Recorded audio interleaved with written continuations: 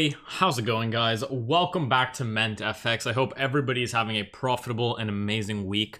I have an update video for you guys. It's going to be a kind of a quick one, but ultimately we're going to be talking about the previous video. So if you haven't seen it, make sure you watch it.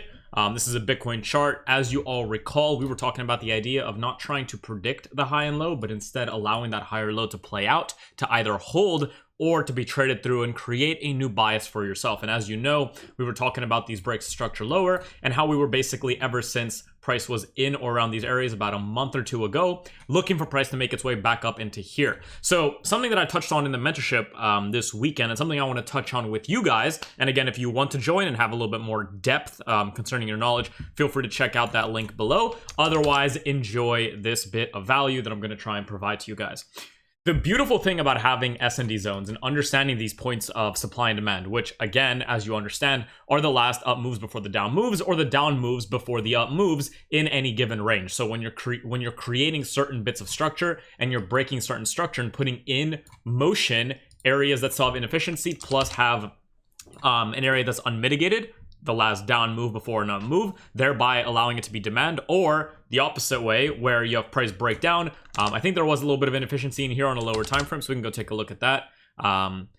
Actually, maybe there wasn't. Maybe that's why price didn't want to hold as hard. But I mean, of course, you can go low enough and find something like this, but there's an inefficiency right here, as you can see, just between the wick right here and the wick right here. So we understand that in the future, this last point of supply, this last up move before the down move found, oh, it's a 12-hour chart, it's a little bit weird. This last 12-hour move, daily move, this last up move before the down move ultimately rests as kind of the same thing we see formed right here. Now, the beautiful thing about supply and demand zones, and the reason that I wanted to put out that previous video where I was actually wrong about price holding onto this point and going short, is that just because we had the zone selected doesn't mean we are wrong. The beautiful thing about the way we trade, and as you all understand, as I always have taught and I will continue to teach and will continue to try and drill into you, you have three things that confirm an actual entry. That is structure, your bias, your story, right?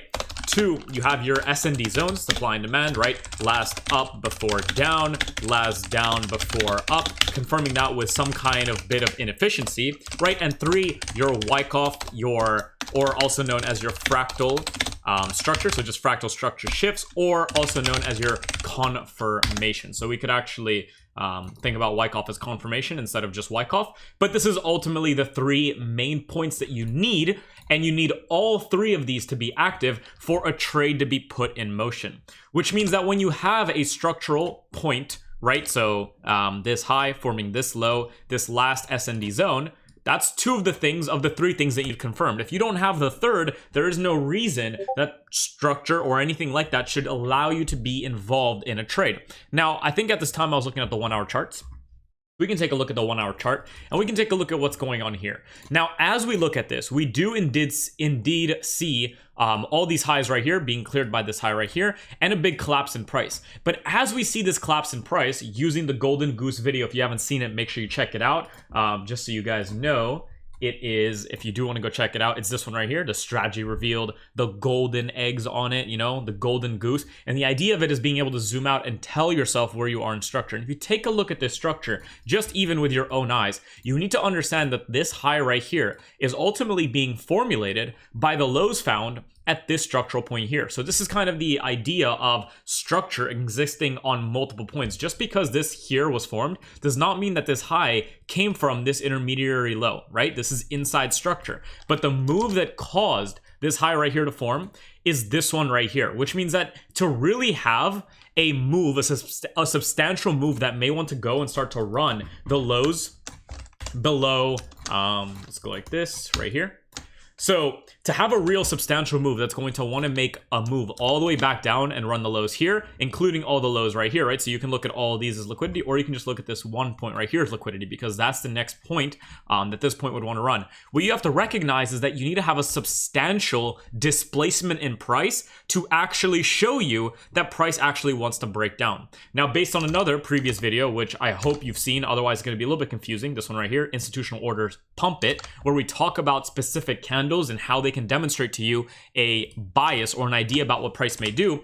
If you actually follow what's going on in the candles here, and you just kind of draw it along, you have a structure that's holding higher high, a higher high, a higher high, a higher high. So actually it's higher high, higher low, higher high, higher low, but honestly higher low, higher low, higher low, higher low, higher low, higher low, higher low, higher low, and finally, even when we get a mini displacement, instead of price breaking down, it grabs the liquidity below that displacement and breaks itself upwards. So as it does that, we need to already understand that even on the lower time frames, we're not getting the substantial shift, the displacement in price that we'd want to see, that would really incline, that shows a real break of structure for price to actually want to switch its direction, change character, and begin to start running these lows, right? So you have to understand that when we're looking at a range from this high to this low, just because you have 1 minute breaks of structure in here or in here does not mean that the market is ready to go short. So ultimately, when we're talking about the confirmations within a very large zone, and this is also something that you can see in another previous video called the rule of 30, we need to understand the price needs to have a substantial amount of movement on a certain time frame to come and displace the current trend on a lower time frame before we actually look to go short. So if we look at even this 4-hour chart and we look at how it's delivered, we need to understand that, again, as these highs are being delivered to us, sorry about all this shit on here, let's go like this. So here we go. As these highs are being delivered to us, we are not seeing a substantial change of character, right? A substantial break in the actual structure being delivered. Now, that doesn't mean that a lower time frame is not breaking structure, right? So what's happened is inside of here and here, we as a team were able to find scalps because we understand that even zones that may not hold for the big moves down can still hold for the mitigations that happen because there are orders inside of this up move before the down move that need to be closed before price either reaccumulates and keeps going significantly higher or decides to have, for instance, a substantial shift in structure where then it wants to go ahead and find lower delivery of price at new liquidity lows. Now, if you notice, because we're looking at a daily zone, a very high time frame zone, and looking at the range presented basically by this high and this low, a measly, for instance, 1 minute change in structure, right, which you can see maybe, for instance, in here and in here, is not enough to create a bias that says, all right, well, we've broken this low, therefore we're ready to go to 20K. That's never going to be the case when it comes to trading smart money. What you need to understand is that large substantial shifts in structure are going to be met with larger substantial shifts in liquidity runs. But that does not mean that the price wants to run some larger term liquidity point. Instead, it can hold that up. Now, on a higher time frame, so let's make this red, for instance. On a higher time frame, you might have something that looks a little bit something like this, okay? And even though these cells in here are permitted, unless this cell in here begins to break down structure and break the higher time frame structures right here, right? There is no reason to assume that we are ready to displace and move to new lows. So the main point of explaining this to you guys is to understand why we are still able to use this valid S&D zone up here to confirm shorts, but why we're also not just getting involved in those shorts on those low time frames and looking to hold them to new liquidity lows, because there hasn't been a substantial enough displacement in price to show you that price actually wants to move lower. On top of that, if you're following the wicks presented to you, let's delete this. Sorry, let's go like this. Here we go. Very nice. All right, let's delete this and this. So if you're following the wicks that are being presented to you, which again, you can go and see in that institutional orders video or just follow along with this, the wicks of this higher time frame structure that's coming up into this zone are holding in a bullish structure. And the only time they stop holding are for this one day right here on the last day that runs it, but doesn't even close down. So there might have, if this candle right here instead was an inverted candle, if this whole candle right here was the same candle but the opposite way, right? And let's say this wick right here didn't extend above this, then I'd be much more willing to start looking for shorts on this market into the lower demand zones. However, if we're not seeing that displacement, one, in price, and also the actual as some people call it, the reluctance, right? The need to go lower, the real reason to start to shift price with a close that potentially occurs here on a daily chart, then there's no reason to begin to assume that your 1 hour time frame or your 15-minute confirmation shorts are ready to go short. Now, that's not to say that when you get these Wyckoff schematics on these lower time frames, which again, you can go see my other videos to understand some Wyckoff stuff, but as you see these Wyckoff confirmations and the breaks in structure and the returns to supply zones and the sells from them, you need to understand that these sells are not in bad faith. These sells still hold a lot of weight and actually move to come and run the liquidity, as we spoke about, of the legs created, right? So what I mean by that is, if you remember what I just said a second ago, you have one structure that, for instance, is doing a little bit something like this and is breaking down. And what you're doing as you're seeing the structure break down is you're looking to take that structure and run it to the next points of liquidity, which exist at the next lows. And this right here is ultimately a completed trade under the notion of this shift in structure. Now, at the same time as this is occurring, there is also going to be a higher time frame structure being put in motion. That higher time frame structure may look a little bit something like this. And that higher time frame structure, right, if you notice, is still being held by this red larger term structure. And that's what's happening here. When this price right here, let's delete some more of these so you don't get too confused. So imagine this blue structure right here that we had drawn out. Let's make it blue again. And let's just translate that down to this price here, right? If we look at this blue structure and we try to spot this, we have this higher high, this higher low, this higher high, this higher low, this higher high, this failure, this higher low, this failure to go higher, and this lower low. And ultimately what we see by that and understand when this breaks structure is that we're not actually just creating structure off that, we're actually creating structure off the main protected high and breaking that structure down. So ultimately you have this first break seen right there. And now you have your demand zone presented to you by this zone right here. So what we should expect next in price is, if we are to look for sells and if we are to get into sells, they should be coming from these supply zones.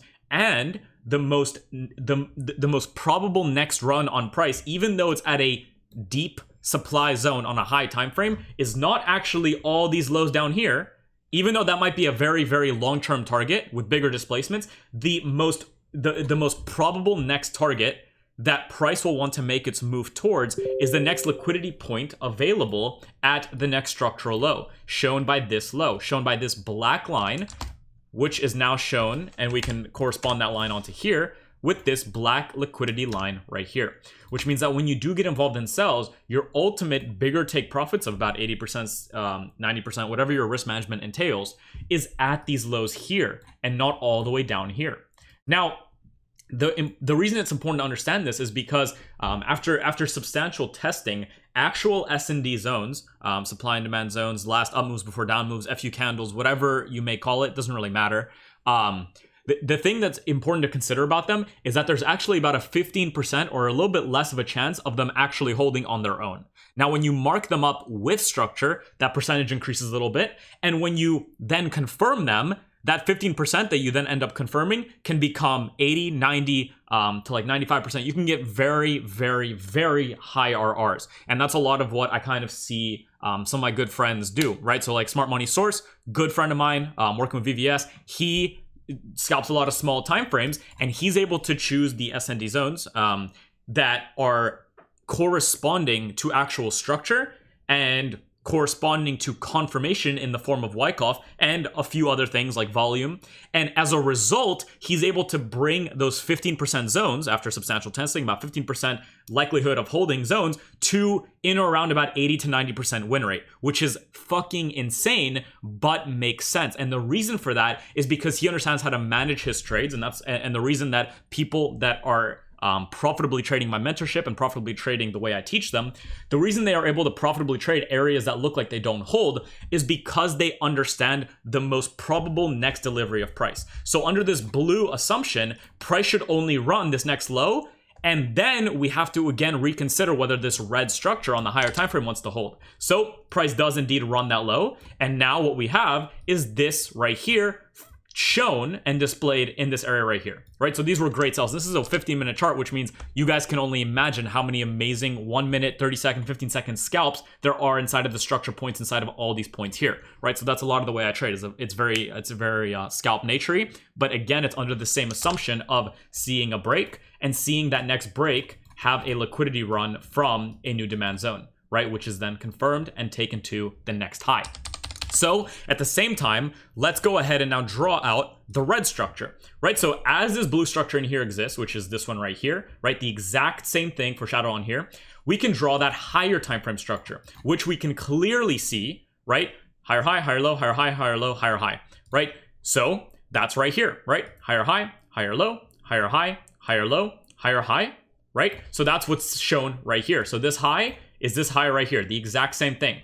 And notice again, as this price comes here, the actual higher likelihood of it is to continue breaking higher. Now, if this zone, which is actually shown by this zone right here, so let's foreshadow and draw that zone right here again, right? So right there we go. I don't know why I'm using the word foreshadow. I'm sorry, but it is what it is.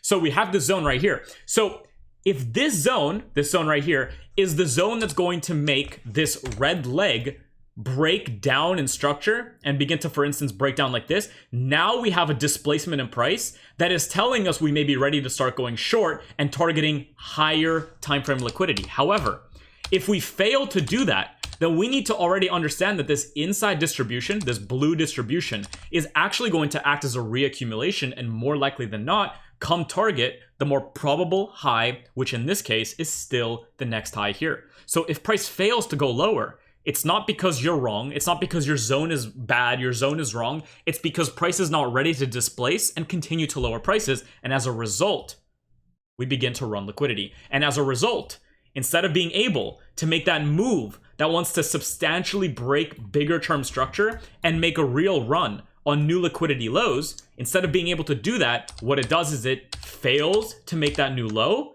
and allows that blue area to act as a reaccumulation to continue bringing price up. Now, despite the zone itself, right here, like we just said, not holding for completely new sells, we are able to be profitable off the zones presented because we are constantly thinking and following the 3 simple steps of having a bias and a story, a zone to back it up, and then seeing that confirmation and that structural shift on the lower timeframes, and understanding that a real displacement in price can only be explained by, for instance, if we're looking at a very big range, like the range from this high to this low right here, the only way we can see that real shift in that displacement is to see it happen on the higher timeframes, right? Just because we have a 1 minute shift here doesn't mean we're ready to run this low. That would make no sense. That is not how orders are inputted and injected into the market. Instead, we are able to follow the injection of orders on the timeframes that they happen on,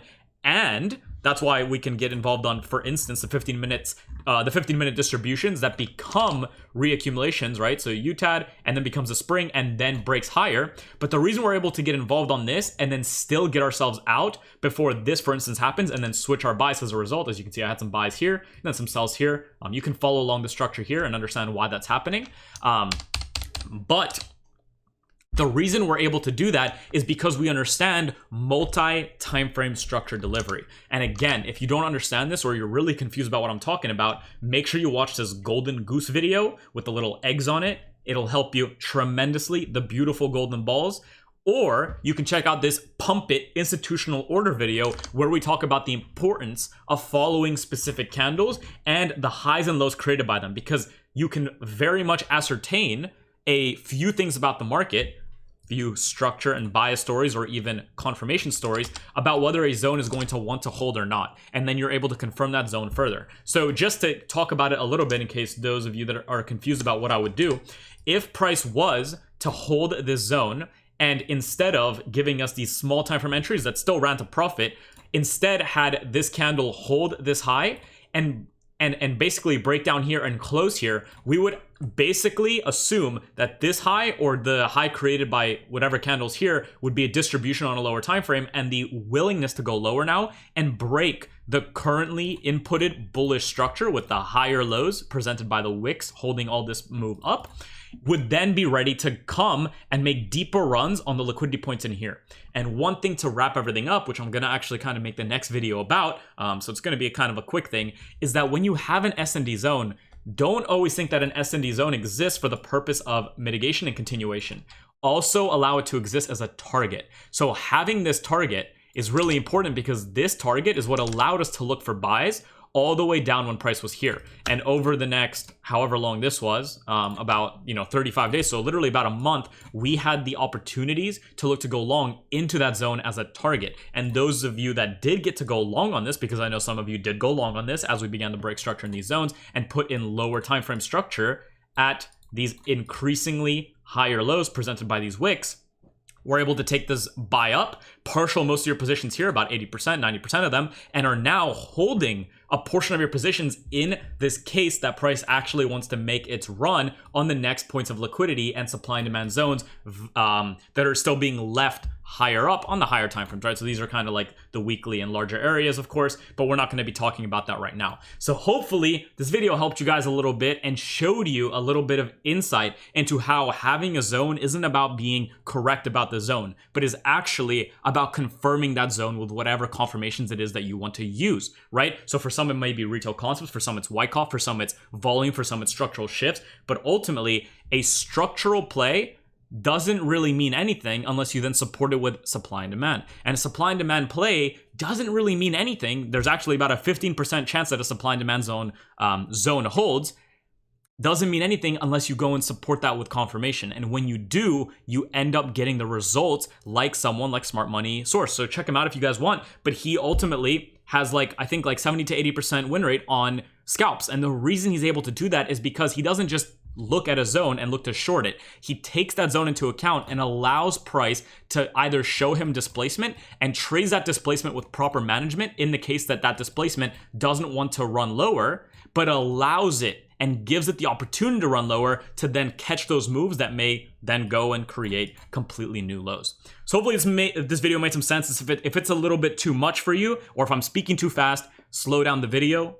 You can do that with the thing in the bottom right, I believe. If it's not HD enough, you could. I think I process these in 4K, so make sure you check that out in 4K.